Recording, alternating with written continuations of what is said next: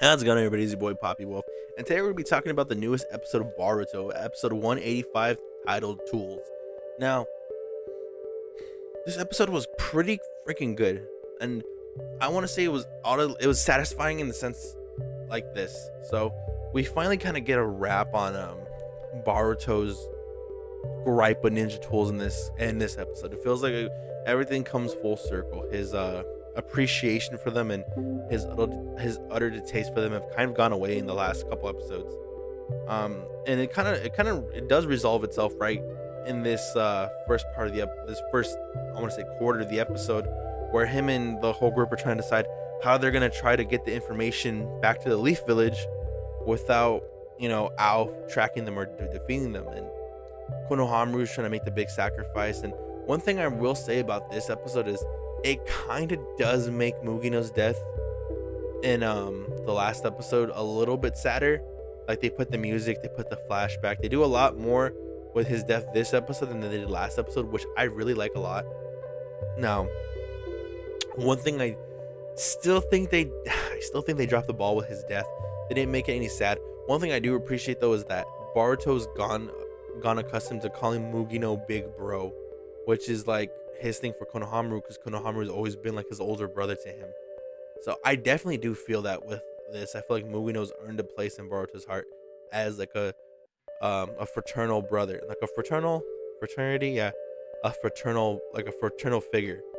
And if he is dead, this kind of sucks, man. Like, this is the first time Baruto's had like that brother figure in his, other than Konohamaru, in his life, that has taught him something about himself that he hasn't really known. And along the lines of that too, Baruto's also kind of grown from the idea of like, look, the scientific ninja tools, like, you wanted me to call them monsters, and he has this little heart to heart with Katsuki where he's kind of like, look, you've shown me why these are important in life. You've shown me why these are worth giving people a chance, and why these help people, and not just people, but they help everybody. They help, like, as much as these people abuse them, like, there's people who really do need these augmentations to themselves because they have lost the leg in war, they lost it in a battle, and like, these things really do help. And I think Baruto kind of solidifies his bond with Katsuki, where he's like, look, I get it, you weren't fully using me, we're both using each other. And they have this cool little talk where, like, I think we need, like, I appreciate this, and I think this is much more necessary than I've been leading on to believe. And it was such a cool moment because we get to see Baruto grow from this. We see Baruto kind of just understand, look, lesson learned, and that's it. And I like how it wasn't short enough to where I was like, oh, okay, I get it, and it wasn't long enough to where I was like, bro, like, isn't the lesson hammered into your head already? It had like a substantial amount of time to where I was like, I believe this. I believe Baruto is kind of changed from looking at the scientific ninja tools as just like a hindrance to progression. He's kind of seeing like they're just as important as if you were learning a jutsu. It just depends like the way you implement them in that sense. And then we shift more to a Kara based half of this episode, where it's more Kara for like the middle part of this episode. And did this blue ball me, because I thought we were about to see Code and Delta fight, and I was so hyped. I was like, yo, is it gonna happen? And they kept amping themselves up like it was gonna happen, and I was like, is it gonna happen? And then Alvaro breaks it up right when they're about to throw down, man. And Jesus, I was blue balled. I was like, okay, so we're gonna see some, like, and it's like, I've never seen Android 17 or 18 fight each other, and that's something I've always wanted to see, because I wanted to see which Android was stronger. Obviously, we know in Super it's 17, but I still wanted to see this, man. I wanted to see them go at each other and see what was gonna happen, and I'm really like bummed that we didn't. But other than that,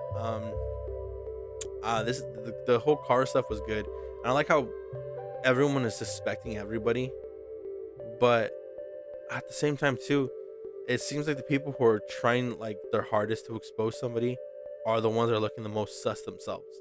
Yet everyone's like, well, Amato, why aren't, like, well, what's up with you? Are you the guy who's tricking everybody?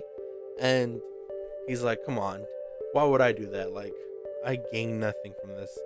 And it makes me think that maybe Amato has something to do with what's happening. I don't know if he's the true true villain, because Boros didn't even come to get his augmentations looked at.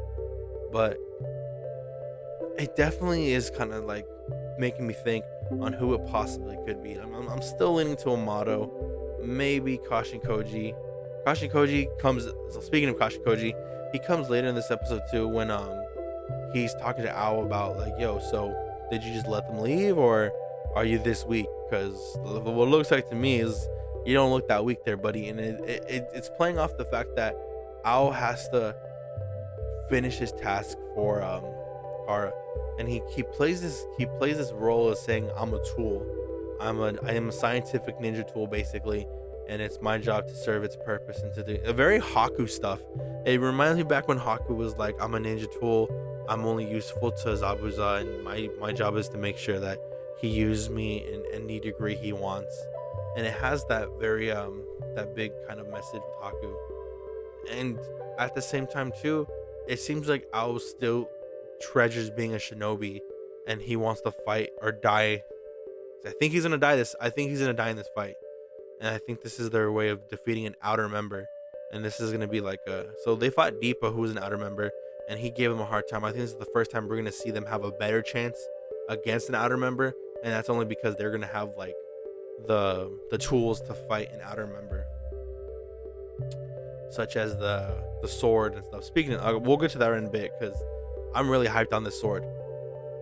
But we see Ao kind of talking with Kashin Koji, and Kashin Koji is kind of telling him that this is a test. I want to see if you're like willing to pull it off. And the way Ao keeps discussing his like resolve, it seems like he's not fully done being a shinobi, and like he kind of wants to fight and die as a shinobi more than he wants to live as a tool. So it's really interesting because we're thinking like it does have this kind of PTSD post like war guilt where he's like, damn, I survived and no one else did.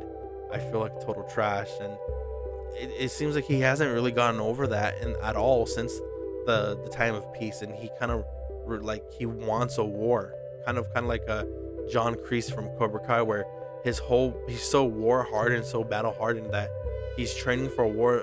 He's training for a war that may never come, but at the same time too, his resolve is, but if it comes, my I'll be ready, or my people will be ready.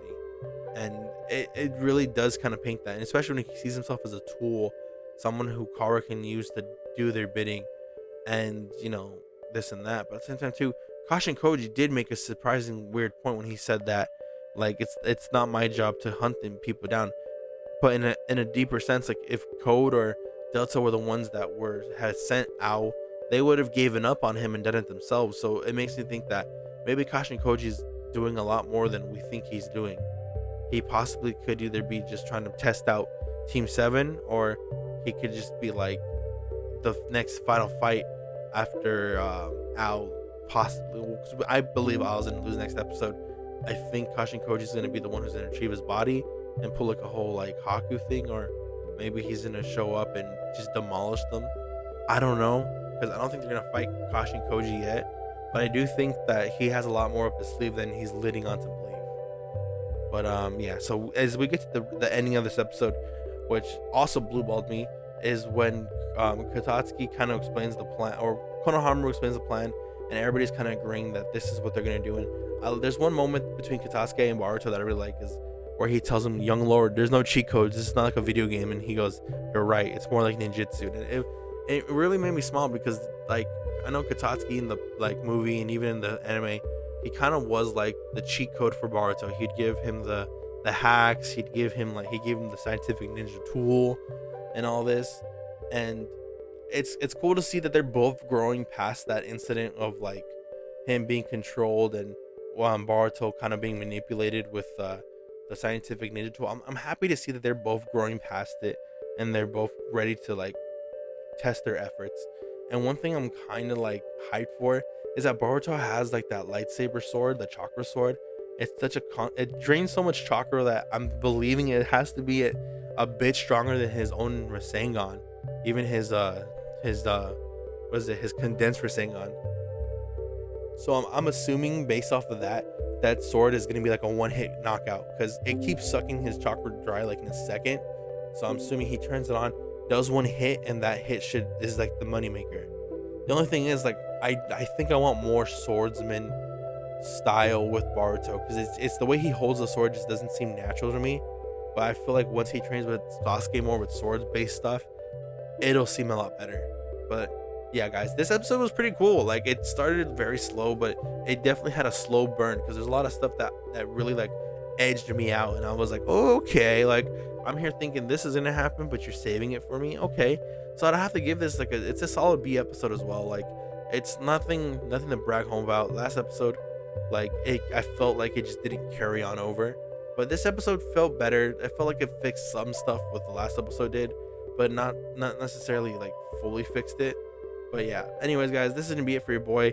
I'm yeah, B episode. I'm excited to see next week. I'm really, at this point, excited to see Kawaki, and I think after the fight with Ao is when we're gonna see Kawaki come out. But that's just me, guys. And yeah, so you already know what to do. Leave a like, comment down below, and let's just get this channel to 1,000 subscribers. Yeah, all right, guys. Catch you guys later. Peace.